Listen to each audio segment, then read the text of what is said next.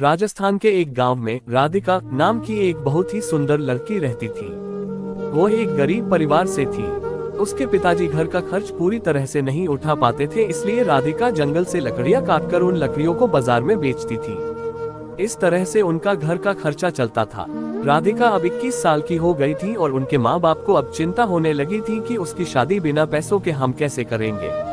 मगर राधिका को अपनी शादी की कोई भी परवाह नहीं थी, क्योंकि वो अपने परिवार से बहुत प्यार करती थी और राधिका इतनी खूबसूरत थी कि उसके कई रिश्ते आते रहते थे, मगर वो सबको मना कर देती थी।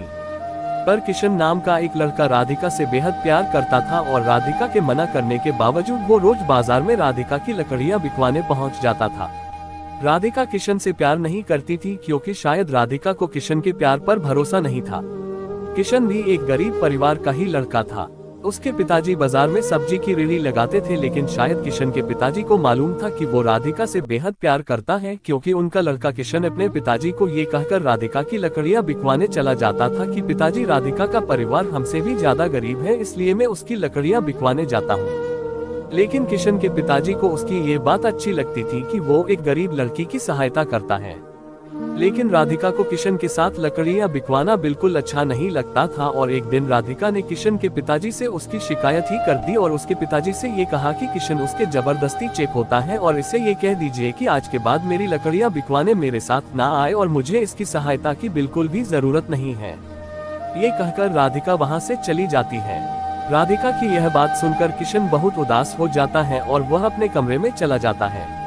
अगले दिन जब राधिका बाजार में लकड़ियां बेचने गई तो किशन उसके पास लकड़ियां बिकवाने नहीं गया और उस दिन राधिका की लकड़ियां बहुत कम बिकी थी और बहुत सारी लकड़ियां बच गई थी। अब राधिका को बहुत देर हो गई थी, मगर उसकी लकड़ियां नहीं बिक रही थी। तब उसने सोचा कि आज तो बहुत कम लकड़ियां बिकी हैं और घर का खर्च कैसे चलेगा। ये सोचकर वो घर चली जाती है। राधिका जब घर पहुंचती है तो वो क्या देखती है कि उसके पिताजी की तबीयत बहुत ज्यादा खराब थी और उसकी माँ रो रही थी और रोते रोते कह रही थी कि बेटी, तुम्हारे पिताजी को जल्दी अस्पताल ले चलो, मैं बहुत देर से तुम्हारा ही इंतजार कर रही थी। जल्दी किसी तांगे वाले को बुलाकर लाओ ताकि तुम्हारे पिताजी को जल्दी अस्पताल लेकर चले।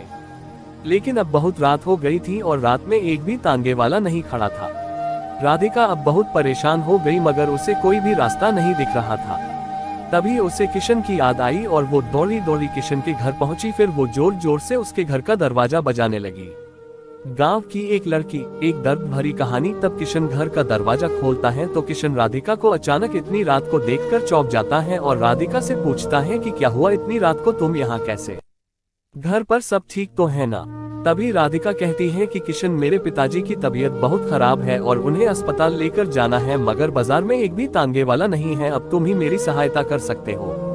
तभी किशन चुपचाप अपने पिताजी की सब्जी की रेहड़ी निकाल लेता है और रेहड़ी के साथ अपने एक दोस्त को भी राधिका के पिताजी की सहायता के लिए बुला लेता है। और जल्दी से राधिका के पिताजी को किशन और उसका दोस्त रेहड़ी पर लेटाकर जल्दी से अस्पताल ले जाते हैं और अस्पताल ले जाकर जल्दी से उनका इलाज करवाते हैं।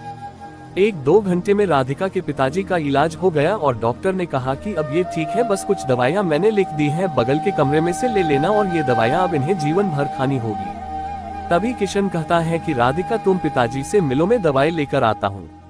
राधिका अपने पिताजी से मिलने उनके कमरे में जाती है। तब उसके पिताजी बिल्कुल ठीक हो गए थे। तब वो राधिका से कहते हैं कि बेटी, तुम किशन से कितना चिढ़ती हो, फिर भी वो हमेशा तुम्हारी सहायता करता रहता है।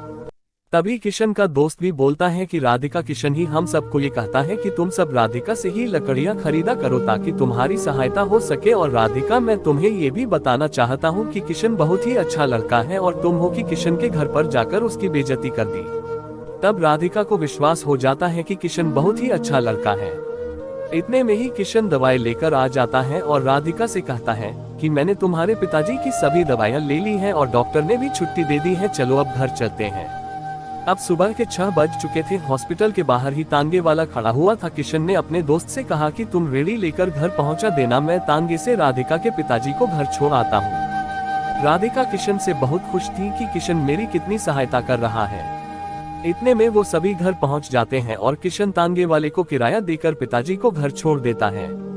तभी किशन जाने लगता है तो राधिका उसे बाहर रोकर उसका हाथ पकड़कर उससे माफी मांगती है और ये कहती है कि किशन, कल से तुम मेरी लकड़ियां बिकवाने आ जाना, क्योंकि अब तुम्हारे बिना मेरा लकड़िया बेचने का बिल्कुल भी मन नहीं करता। और हाँ, क्या शादी के बाद भी तुम मुझे बाजार में लकड़िया बेचने भेजोगे?